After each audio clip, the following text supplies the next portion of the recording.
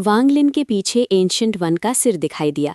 ये धुंधला नहीं था, बल्कि लगभग असलियत जैसा था। जैसे ही ये वांग लिन के पीछे तैरा, इसने आसमान हिला देने वाली दहाड़ मारी। इस दहाड़ से आसपास का इलाका हिल गया और ऐसा लगा जैसे वांग लिन में कभी ना खत्म होने वाली ताकत भर गई हो। वांग लिन पगोड़ा के ऊपर पहुंचा और एक मुक्का मारा। इस मुक्के से उसके पीछे एंशिएंट वन का सिर और भी जोर से दहाड़ा और जगह टेढ़ी हो गई। ये दहाड़ वांग लिन के मुक्के के साथ मिलकर एंशिएंट एनर्जी से भरा एक जबरदस्त मुक्का बना। ये गड़गड़ाहट और भी जोरदार हो गई।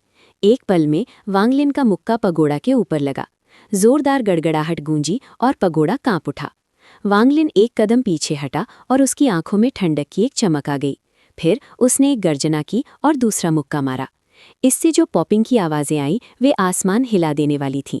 जैसे ही पॉपिंग की आवाज़ें गूंजी, कुछ बारीक दरारें दिखाई दीं। एक मामूली पगोड़ा मुझे सील करने की हिम्मत कैसे कर सकता है? वांग लिन ने दहाड़ लगाई, मुट्ठी बनाई और तीसरा मुक्का मारा। मुक्का लगा और दरारें और भी फट गईं। जल्द ही दरारें पूरे पगोड़ा में फैल गईं और पूरा पगोड़ा गिर गया। अनगिनत टुकड़े चारों तरफ बिखर गए।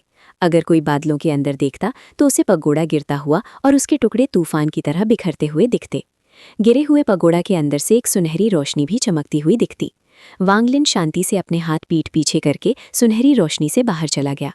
हालांकि भगवान का बदला बहुत तेज था, वांग लिन को कोई परवाह नहीं थी। उसके हिसाब से भगवान का बदला उसे सजा नहीं दे सकता था। जैसे ही वांग लिन बाहर निकला, ऊपर दरार से एक और दबी हुई दहाड़ आई। सुनहरी रोशनी चमकी और दरार से एक तीसरा खजाना उड़ गया। ये खजाना एक सोने की अंगूठी थी।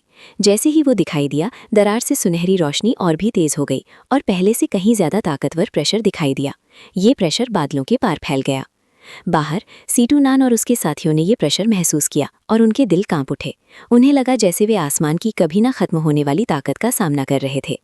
मास्टर साउथ क्लाउड के चेहरे के हाव भाव बदल गए और वो अनजाने में 1000 फीट से ज्यादा पीछे हट गए। अगर वो ऐसे थे तो बाकी सबके बारे में बात करने की कोई ज़रूरत नहीं थी।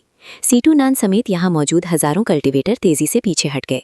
कुछ कल्टीवेटर पीछे हटने में देर कर चुके थे और प्रेशर की चपेट में आ गए। उन्होंने बहुत ज्यादा खून की खांसी की और उनके चेहरे पीले पड़ गए। उनके दिमाग पर एक जोरदार वार हुआ। ये कैसा खजाना है? मास्टर साउथ क्लाउड की आंखों में यकीन नहीं हो रहा था।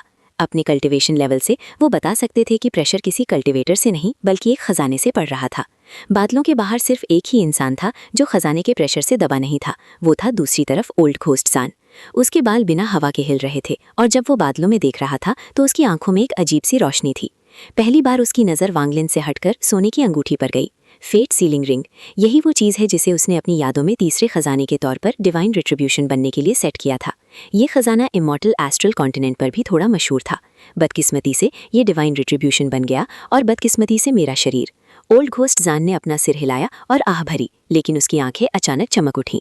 अगर वांग लिन ये खजाना पा लेता है तो उसके तीसरे बनने का चांस बहुत बढ़ जाएगा। हालांकि इसे पाना थोड़ा मुश्किल है। वांग लिन ने भी सोने की अंगूठी का प्रेशर महसूस किया। उसकी आंखें चमक उठीं और उसे पहली बार इंटरेस्ट आया। जैसे ही वांग लिन ने देखा, सोने की अंगूठी रुक गई और उसका प्रेशर बहुत ज्यादा बढ़ गया। इससे बादल जोर से गड़गड़ाने लगे और बाहर खड़े सभी साधक एक बार फिर सदमे में तेजी से पीछे हट गए। उसी समय सोने का छल्ला वांग लिन की ओर उड़ गया क्योंकि उसने ये प्रेशर छोड़ा। जैसे ही वो आगे उड़ा, सोने का छल्ला अजीब तरह से फूल गया और तुरंत हजारों फीट चौड़ा हो गया। ये इतनी तेजी से घुमा कि सोचा भी नहीं जा सकता था और वांग लिन के चारों ओर लिपट गया। वांग लिन के चारों ओर लिपटने के बाद ये तेजी से सिकुड़ गया। वांग लिन की आंखों में एक अजीब सी रोशनी दिखी। वो चकमा नहीं दिया या छिपा नहीं, बल्कि उसके सिकुड़ने का इंतजार किया। एक पल में छल्ला हजारों फीट से सिकुड़कर सिर्फ कुछ फीट रह गया, जिससे वांग लिन के माथे के चारों ओर एक छोटा सा घेरा बन गया। ये उसके शरीर में एक गोल सील की तरह कस गया। ये गोल सील वांग लिन की स्किन से चिपक गई। ये उसके माथे के चारों ओर कस गई और फिर उसके शरीर में एक अनदेखी लहर फैल गई। फिर वैसा ही एक छल्ला दिखाई दिया जिसने उसकी असली आत्मा को सील कर दिया। ये अंत नहीं था। उसकी असली आत्मा को सील करने के बाद लहर अंदर तक जाती रही। शुरू में इसका कोई रूप नहीं था, इसलिए ये वांग लिन की आत्मा में घुस गया और उसे सील कर दिया। ये किस्मत की सीलिंग रिंग थी। वांग लिन ने अपनी आंखें बंद कर ली और उसका एक्सप्रेशन शांत रहा, जैसे उसके माथे पर लगी अंगूठी का कोई वजूद ही ना हो। हालांकि